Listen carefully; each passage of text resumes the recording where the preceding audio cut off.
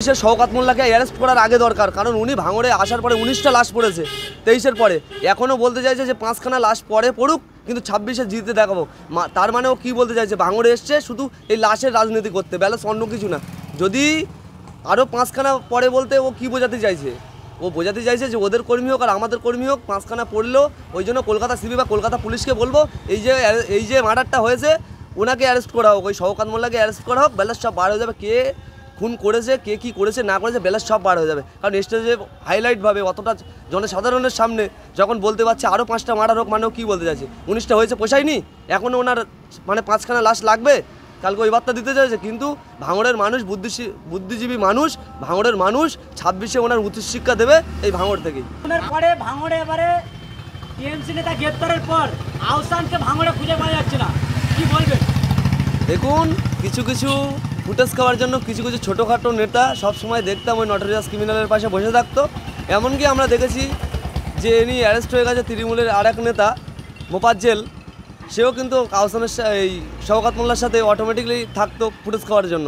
তানাকে দেখা গেল এই আসামি এই যে মার্ডার, এই মার্ডারের জন্যে তানাকেও কিন্তু পুলিশ কিন্তু ধরে নিয়ে গেছে। সাথে সাথে দেখতে থাকুন যে জানাকে খুঁজে পাওয়া যাচ্ছে না আজকে 3 দিন ধরে, সাথে সাথে দেখতে থাকুন। আরও যদি পুলিশ তদন্ত করে, পুলিশ সিপি যদি চায় ভালোভাবে যদি তদন্ত করে, আমরা শুনছি আবার সিআইডিও তদন্ত করবে। সিআইডি যদি তদন্ত করে ওই ছোটোখাটো নেতা হয়তো ফার্স্ট কাতারে আসতে পারে। কারণটা হলো এই, কালকে ওরা একটা ধিক্কার মিছিল করেছিল, আমরা ওখানে দেখেছিলাম। যখন ধিক্কার মিছিলটা ভাঙড় থেকে সারে তখন ওই ছোটো নেতাটা পাশেই এসেছিলো নটরাজ ক্রিমিনালটার। কিছুক্ষণ পরে দেখলাম কোথায় মিশে গেল বুঝতে পারিনি, কোন একটা ইঙ্গিত ইশারা নটরাজ ক্রিমিনালটা দিয়েছে, তারপরে ও দেখলাম পিছিয়ে গেছে। কিন্তু কলকাতা সিপি বা কলকাতা পুলিশ যদি তদন্ত করে হয়তো ওর নামটা উঠে আসবে। কি বলবেন, ভাঙড়ে বারংবার আহসান মোল্লাকে বক্তব্য দিয়ে যেত, হঠাৎ করে আহসানকে ভাঙড়ে পাওয়া যাচ্ছে না, তাহলে কি জড়িত সত্যিই আহসান মোল্লা, কি বলবেন? ওটা দেখুন, আমরা তো আর ওই নটোরিয়াস ক্রিমিনালটার মতো আমরা 2 মিনিটে যেমন সুপ্রিম কোর্ট রায় দিতে পারে না, তেমন নটোরিয়াস ক্রিমিনালটা 2 মিনিটের মতো রায় দিয়েছিল যে এর মার্ডারে নওশাদ সিদ্দিকী জড়িত। আমরা তো ওটা বলতে পারি না, কিন্তু এতটুকু বলতে পারি যদি কলকাতা পুলিশ তদন্ত করে বা কলকাতা সিপি যদি তদন্ত করে হয়তো ওই মাথাটা বার হয়ে আসতে পারে, এতটুকুই। শওকত মোল্লা আহসানকে আড়াল করছে কেন? তাহলে কি আহসান গ্রেপ্তার হলে শওকত মোল্লা জড়িত এর নামটা কি সামনে আসবে? দেখুন, আমরা ফের বলতে চাই যে আমরা নাম ধরে বলতে চাইনি, কিন্তু এতটুকুই যদি কলকাতা পুলিশ তদন্ত করে বা যে কলকাতা সিপি আছে যদি তদন্ত করে হয়তো ওর নামটাও আসতে পারে। ওই জন্য আগে থেকে, কারণটা হলো এই, যখন দেখতে পাচ্ছি একে একে তৃণমূলের লিডাররা, তৃণমূলের নেতারা ধরা পড়ছে, যারা নাম করছেন তিনিও কিন্তু একটা আমাদের 1 নম্বর ব্লকের ভূমির কর্মদক্ষ, যদি তানার নামটাও যদি প্রকাশ্যে চলে আসে কেমন একটা ব্যাপার, আগে থেকে ওই জন্য আড়াল করা হচ্ছে। হয়তো কলকাতা পুলিশ তদন্ত করলে হয়তো ওর নামটাও ফাঁস কাতারে উঠে আসতে পারে, সেই জন্য আগে থেকে ও থেকে আড়াল করা হচ্ছে। ভাঙড়ে মৃত্যু মিছিল করার জন্য গিফট দেওয়া হচ্ছে, সেই গিফট দেওয়ার পরেও ভাঙড়ে তেমনভাবে লোক দেখাতে পারলো না শওকত মোল্লা, এটা কি সেই ভাঙড়ের লজ্জা, কি বলবেন? দেখুন, আমি কোনো একটা চ্যানেলে বলেছিলাম যে ওরা তৃণমূল বলে ভাঙড়ে কিছুই নেই, যে 2-1টা বুথে আছে তারা সব ওই তোলাতুলের খায়, চোর চিটিংবাজ মাল 2-1টা বুথে আছে, ব্যাস অন্য তৃণমূলের কেউ নেই। পুলিশ এই ভাঙড়ে কলকাতা পুলিশ আছে বলে তৃণমূল আছে, না হলে তৃণমূল থাকতো না। আর একটা কথা বলি, যে কথাটা যিনি বললো তিনি কিন্তু এই যে ভোটে নির্বাচিত হয়ে কিন্তু তিনি ওই যায়নি ওখানে, মানে জেলা পরিষদ সদরে ওখানে কিন্তু যেতে পারেনি, নিজের বুথেও হেরে আছে। তিনি বিধানসভায় ও আমাদের লোকসভা ভোট করতে দিয়েছে, কিন্তু সেখানেও কিন্তু হেরে আছে। সাথে সাথে যিনি এই কথাটা বলছেন, ব্যাপারটা হলো এই, কোনো বুথে ওদের কোনো কর্মী নেই। আর একটা কথা বলি, যে রাজ্জাক মোল্লা খুন হয়েছে তারপরে এই তৃণমূল যারা করে তারাও আতঙ্কের মধ্যে আছে। কারণটা হলো এই, যে মেরেছে সেও তৃণমূল, সে ধরা পড়েছে সেও তৃণমূল। কালকে যে প্রতিবাদ সভায় যাবে তৃণমূলের কর্মীরা বা চোর চিটিংবাজগুলো, যদি ওখানে গিয়ে কোনো লিডারের চোখে যদি সেও টার্গেট হয়ে যায়, এই ভয়তে সাধারণ মানুষ তথা তৃণমূলের লিডাররাও কালকে বাড়েনি। যে কটা গাড়ি এসছে আমরা প্রুফও দিতে পারবো, রাজাবাজার ক্যানিং ওই দিক দিয়ে লাইন দিয়ে বাস ঢুকেছে, এমনকি ক্যানিংয়ের দিক দিয়ে বাসন্তের দিক দিয়ে এত বারে ওরা লোক এনেছে, বাইরের লোক। কালকে ভাঙড়ের লোক বার হয়নি, কারণটা হলো এই, তৃণমূলের নেতাদের সাথে সুরক্ষিত নেই, সাধারণ মানুষ কীভাবে সুরক্ষিত থাকবে, এটাই।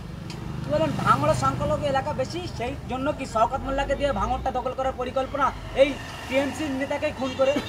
দেখুন, ভাঙড় 75% সংখ্যালঘু আমরা মুসলমান বসবাস করি, ওটাই বড় কথা না। বড় কথা হলো এই, আজকে দেখতে পেয়েছেন যখন আমাদের বিধায়ক নওশাদ সিদ্দিকী ভাইজান ভাঙড় তথা আজকে পশ্চিমবাংলার চেয়ারম্যান আইএসএফের এবং ভাঙড়ের আমাদের বিধায়ক, তখন দেখতে পেল যে যদি আগে দেখেছেন নিশ্চয়ই ফুরবা শরীফের একটা পীরজাদা ওদের সঙ্গে মিশেছিল, দেখতে পাচ্ছে কোনো রকম নওশাদকে হেলানো যাচ্ছে না, তখনই ওখান থেকে আরেকটা পীরজাদাকে তুলে কিন্তু দায়িত্ব দেওয়া হয়েছে। আপনারা নিশ্চয়ই দেখেছেন। কালকে একটা প্রোগ্রাম হলো, তানাকে ইনভাইট করলো, এমনকি দেখলাম স্টেজের লাস্ট কাতারে বসিয়ে রেখেছে। কারণটা হলো এই মুসলমানকে দিয়ে, মুসলমানকে এই পশ্চিমবাংলার যে মমতা ব্যানার্জি এবং অভিষেক ব্যানার্জি জানে ডাইরেক্টলি যদি কোনো একটা অন্য ধর্মের লোক যদি মাথায় বসে যদি সেখানে গিয়ে ছুরি চালায় কিন্তু মানবে না, কিন্তু নিজের ধর্মের লোককে দিয়ে আজকে এত কিছু করাচ্ছে। কিন্তু ভাঙড়ের মানুষ তত বাংলার বুদ্ধিজীবী মানুষ জানে 26-এর প্রত্যুত্তর দেবে। শওকত মোল্লা বলছে আরো 5টা লাশ গেলেও ভাঙড় টিএমসি দখলে থাকবে, তাহলে কি এই আইএসএফদেরকে ফাঁসানোর চেষ্টা? এই জায়গায় দাঁড়িয়ে থেকে আমরা বলতে চাই এতটুকুই, কলকাতা সিপি বা কলকাতা পুলিশের শওকত মোল্লাকে অ্যারেস্ট করার আগে দরকার। কারণ উনি ভাঙড়ে আসার পরে 19টা লাশ পড়েছে 23-এর পরে, এখনও বলতে চাইছে যে 5খানা লাশ পরে পড়ুক কিন্তু 26-এ জিতে দেখাবো। তার মানে ও কী বলতে চাইছে, ভাঙড়ে এসছে শুধু এই লাশের রাজনীতি করতে, ব্যালেন্স অন্য কিছু না। যদি আরও 5খানা পরে বলতে ও কী বোঝাতে চাইছে? ও বোঝাতে চাইছে যে ওদের কর্মী হোক আর আমাদের কর্মী হোক 5খানা পড়লেও ওই জন্য কলকাতা সিপি বা কলকাতা পুলিশকে বলবো এই যে মার্ডারটা হয়েছে ওনাকে অ্যারেস্ট করা হোক, ওই শওকত মোল্লাকে অ্যারেস্ট করা হোক, ব্যালেন্স সব বার হয়ে যাবে। কে খুন করেছে, কে কী করেছে না করেছে, ব্যালেন্স সব বার হয়ে যাবে। কারণ স্টেজে হাইলাইটভাবে অতটা জনসাধারণের সামনে যখন বলতে পারছে আরও 5টা মার্ডার হোক, মানেও কী বলতে চাইছে? 19টা হয়েছে পোষায়নি, এখনও ওনার মানে 5খানা লাশ লাগবে, কালকে ওই বার্তা দিতে চাইছে। কিন্তু ভাঙড়ের মানুষ বুদ্ধিজীবী মানুষ, ভাঙড়ের মানুষ 26-এ ওনার উচ্চশিক্ষা দেবে এই ভাঙড় থেকেই।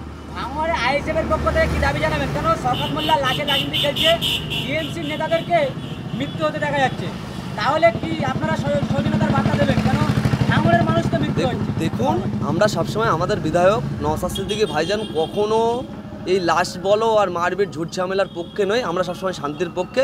কখনো এরকম জঘন্য এরকম নোংরামু রাজনীতি এই নওশাদ সিদ্দিকী তথা আমরা করতে আসিনি যে লাশের রাজনীতি বা এরকম ঝগড়ামু রাজনীতি করতে হবে। আমাদের তরফ থেকে আমাদের আইএসএফের দিক দিয়ে এতটুকু আমরা বলতে পারি যে আমরা শান্তিপূর্ণভাবে যতদিন না 26 আসছে বা 26-এর অতিবাহিত হয়ে গেলে যতদিন না এই তৃণমূল কংগ্রেসকে আমরা বাংলা ছাড়া করতে পারছি, আমরা এই শান্তিপূর্ণভাবে আমাদের লড়াই চলবে। এই লাশের রাজনীতি এই আইএসএফ তথা আমরা ঘৃণা করি, এই লাশের রাজনীতি আমাদের দিয়ে হবে না।